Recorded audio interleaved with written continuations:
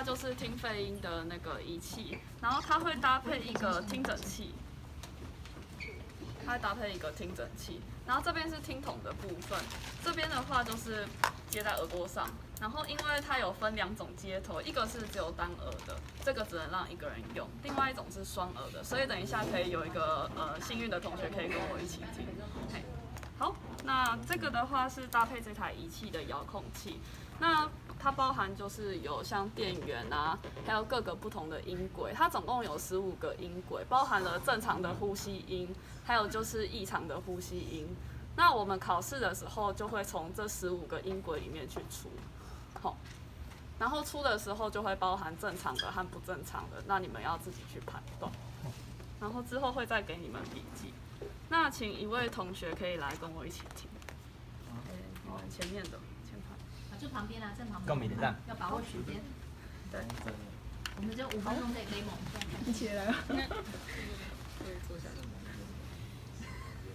好，那先让各位听，就是先让那个同学听听看正常的肺音。那之后你们要练习的时候，再跟就是在私底下约。那按的方式的话，就是这边选浪，这边选浪之后选你要的音轨。然后按确认，这样子就可以听得到你想要的音轨了，不会很难。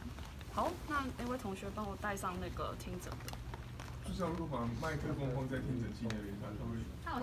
没办法，我们以前试过了。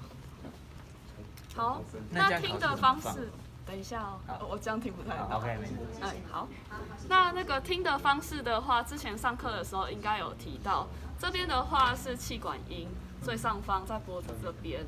然后旁边2侧，大家可以想象这个是支气管音，然后到周边的话就是肺泡的部分，这个2个绿色的点点，然后蓝色点点的话是那个 EKG 的部分，这次我们不会用到。然后背面的话也可以听，背面的话上方的话就是上肺叶的部分，然后 T2 以下的话是下肺叶，你们再回去复习你们的讲义。好，那我们来试着听听看哦。你们到时候练习的时候，在这边会听到正常的气管音，有听到吗？是什么感觉？对。然后在这边的话，就会听到支气管音。同学应该会有感觉到有一点点的不一样，就是气管音的话，它会来的比较大声，因为气道比较大嘛。然后支气管音的话，就会稍微再小声一点点。在这边就是肺泡音，又跟气管音这种就是音量听起来比较实质的可能不一样。那之后你们在就是约练习的时候，可以再感受一下，可以再一个同学来听听看，很微妙，很微妙。就是最好每个同学都有去借来听过，因为到时候一个是考试要考啦，另外一个是他跟你们直接放那个录音带，放那个。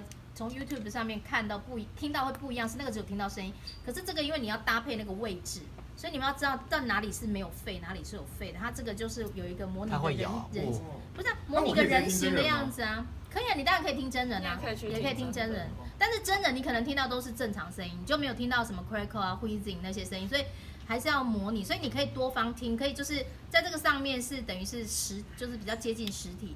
然后同学这边听可能是听正常，然后了解位置。那如果从那个 YouTube 上面去听的话，你就听那个声音，辨识那个声音，这样可以吗？好，那我们这样就可以了哈。好，那就是做笔记的同学，如果不懂的时候再去问学姐那个步骤，好，写出来。